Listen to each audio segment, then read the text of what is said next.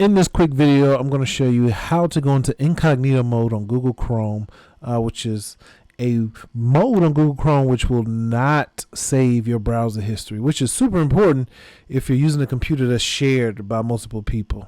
Maybe you're trying to plan a very special getaway travel trip for that special someone, and you don't want them to see where you're planning for you all to go. I don't know. I can't think of any other reason why you would want to use incognito mode. So this is how you do it. So there are 3 ways to bring up incognito mode. First way here, right click Google Chrome, and you'll see from this drop down, you can click on new incognito window. Another way to open an incognito window is in the upper right hand corner of a regular Google Chrome screen or window. Go to the 3 dots in the top right hand corner and you'll see an option here to open a new incognito window. What you'll also notice is a shortcut to open an incognito window.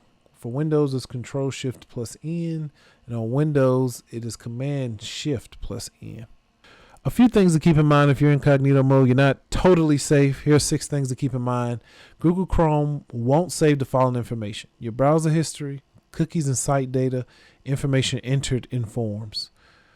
Your activity still might be visible to websites you visit, your employer or school, and your internet service provider. So you're not totally out of the grass here, but you're fine for the most part, unless you're doing something horrendously illegal. And that's how you go into incognito mode on Google Chrome. Hopefully this video was helpful for you. If it was, please consider leaving a like, clicking that thumbs up button for us so this video can get out there and be shared and help others get those secret gifts for those loved ones out there, and plan those very special trips for their loved ones. Until next time, peace.